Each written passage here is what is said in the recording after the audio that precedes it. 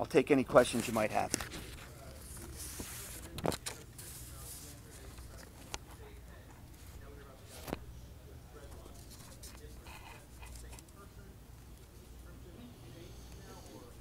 Person I'm looking for,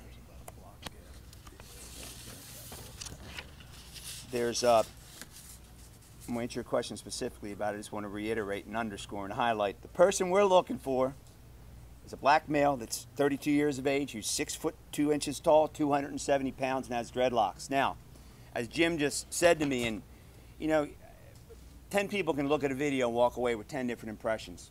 You know, I've told you earlier that we looked at a video and it looked like a reflection, when in fact, when we go back and look and we critically evaluate it, as a lot of you did, no, that's somebody.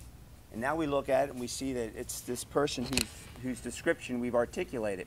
We can't account for a gap, so we don't know that there may not have been more than one contact. What we know now, because of eyewitness testimony or eyewitness evidence or information, is that she was in that business with this person. That she walked in this business with this person, she walked out of that business with this person. And that was after the jewelry store videotape at 1:08 a.m. That's right. That's and what exactly time do the bars close here? It varies. Some of the restaurants close earlier, but 2 o'clock is. I'm sorry, Jim. I'm sorry. It varies, but generally 2 o'clock is about the latest. Some of the restaurants close earlier, some are later. So do you then think that she sent that last text at 1:20 to her friends? Are you suggesting that it's from inside a car? Is that what you believe at this point? That she perhaps was getting a ride to that party when she sent that text? That has not been clearly established yet. Can you guys describe your interactions with this man right now? If he's being cooperative, if you guys are keeping an eye on him so he doesn't leave the area? We know who he is, and we are aware of where he is, yes. And we're keeping an eye. I would say to that, Henry, that this male, if anybody have seen him since that night in the last 6 days, we would be interested in that information. I would encourage you to come forward through the tip line. What about the subsequent reports of rapes in the area? Why did we not know about those sooner? Every morning at between 5:57, 6 o'clock, 6:02, the media gets a report that looks like this. Those incidents are on that report. Was UVA notified though? I don't know if UVA was notified or not. They get a copy of this report as well. Look, let me make something clear, and I do so respectfully. We can have this conversation at another press conference. This conversation is about Hannah Graham. That's what this is about. Don't have any reason to believe that. The issue, and I'll say this, and then I'd like to stay on point if I can. The issue that the university and I will continue to always work towards, and I really think we've done a better job of it over the years, but we will always work towards communication. So we not only fulfill our obligation to the community to make sure that things are properly disseminated and maybe not just to a 6 o'clock in the morning media group, but to also make sure that the university fulfills its legal obligation under the Clery Act. Okay, yes, sir. Any relationship that you know that this person of interest had with Ms. Graham? And also, are you going to get us, can we see the video, the other videos that you're working with? I'll answer the first question. I'll yield to Jim because I don't know that I've seen any. The other thing, too, is I don't know if we've recovered any additional video that we haven't even reviewed yet. That's exactly right. We've recovered additional video today. It's still being analyzed, and I cannot say that Ms. Graham is on that video. In fact, I can say right now that the last video where we see Ms. Graham is in front of that store in the 300 block of East Main Street on the mall. There is no other video evidence that shows her after she leaves this mall that night. I'm talking though specifically with this person of interest. Do you have other videos that haven't been released yet that you're going to make? I may. We collected a number of videos today, and they need to be analyzed, and if we do, we will certainly release those. My other important question, relationship between this man, this person of interest, and I'm not aware of any relationship. they didn't know each other before, you don't think? I do not believe so, no sir. I have no reason to believe that. I know you say you can't talk about exact evidence or specific evidence. I mean, is there anything you found that can shed light to this community, whether you believe Hannah is alive or dead? No. Unfortunately, no. I don't know that anything that I've been made aware of up to this point. And I want to, as I said to lots of folks before, I get briefed on these cases every couple hours. Things happen within 45 minutes of me walking up to this podium that I may not be aware of. So I will cautiously say, nothing's been brought to my attention that would help me answer that question either way. Chief, when you talk to her parents still have hope? Is the thought that we're going to try to bring Hannah home alive, or is this a situation, things, as you said a couple of days ago, every hour that goes by, things get worse? I will always be hopeful until we find Hannah. And I can't speak for her mom and dad, but I can tell you in every human interaction I've had with them over the past couple days,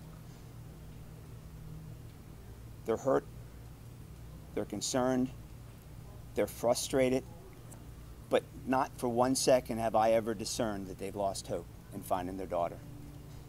How many officers did you have on the mall at 1 a.m. when Hannah was here, and was that an adequate force? Yeah, I don't know the number that were deployed at that particular time.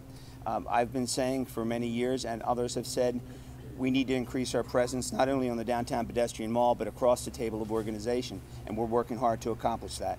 Searches today in the water, are they at all a direct result of anything found in the car or the apartment, or are they just other places you want to cross off? I missed the first part of the question. Searches today that have taken place in the water, are those any direct result of things found in the car or the apartment? I haven't spoken to Mark, who's coordinated the searches for VDEM, nor have I spoken to Detective Sergeant Harris about the search patterns, other than we're searching places that are logically associated with the path of that our investigation's taken us. Yes, ma'am. Chief, I was going to ask you, so to clarify, you're talking about the original video of the South and the jewelers, because I think there's some confusion. Those videos, when you reevaluated them, that led you to everything that happened last night. It's the reanalysis of the video, and it's the witness accounts. A number of people pointed out a black male with dreadlocks that seemed to turn around when Hannah walked eastbound. Yes. Do you believe that she went willingly into the car, willingly with this 32-year-old? I can't answer that. I have no information one way or the other. Does this person have any prior record? I won't discuss his criminal history. He has had police contact. Yes, sir. Just so we're clear, when you entered the apartment today, there was a 32-year-old man, 6'2", 270 pounds, black male with dreadlocks in that apartment. The person who was with Hannah Graham in that Tempo restaurant, the person who left in that car was there at that apartment. Yes, sir. Can you talk about the search tomorrow, the resources, where it's going to be? You know, I can't because Mark's coordinating that. You know, if there's some way we can do that before the night's out, we can get you some information. Part of what's going to happen at 7 tonight is one to do what I think is really important, and that is to make sure that we ensure that the volunteers understand the mission and the importance of the mission, and then walk them through the practicalities of fulfilling that mission. And that's going to be largely VDEM's role in this case, and so they would be better suited than I. But you know, you can imagine we're gonna re-canvas, reevaluate, research, reacquaint ourselves with the areas that I've described. Due east of here to the county line, straight down Market Street corridor, west of here, clear up through the Barracks Road corridor. Those are going to be the areas where we're going to focus. A couple more questions. I'm sorry. Dreadlock person, a person of interest or suspect, and were there anything distinguishing off the video that you saw, negative movements that made this person a suspect? Well, I'm not calling him a suspect, and although we've used this term person of interest, I've never been quite fond of the term. So let me just say, we're interested in him. We're interested in talking to him. We're interested in learning more about his interactions with Hannah. But to label this person in any way, shape, or form, I don't know that that's appropriate. Although we'll admit we've done that in the past. Yes, ma'am. Did any of the witnesses who saw Hannah and this man at Tempo or on the mall say anything about her appearance? Did she appear distressed or comfortable with him or uneasy or anything of concern? I won't comment on what they've said about her appearance. but I'm interested in hearing from more people that saw her to put that together. We've had different accounts of her behavior. You've seen the videos. She seems to be walking with a purpose. What was this man's reaction when you guys knocked on his door bright and early this morning and he sees what I have to imagine to be a swarm of officers out front? I would say that I spoke with him, and I want to speak to him again. And his reaction, the look on his face? I'm not going to go into that. Okay, I'm going to take one more question. Courtney, you had your hand up. I was going to ask something similar. What has he cooperated? Is he agreeing to being questioned? All I'll say to that is that I spoke with him early this morning, and I want to speak to him again. And I want to speak to anybody that has seen him since Saturday morning on this downtown mall. Did he deny seeing her? I'm not going to go into what he said. Do you have any reason to believe he is not still here in town? I have no reason to believe that. Let me thank all of you for your continued interest on behalf of the Grahams, on behalf of Hannah, of course, on behalf of the university community, on behalf of our citizens. Again, as I said many, many times, we really need your help. We, again, appreciate you being here, and hope you have a safe night.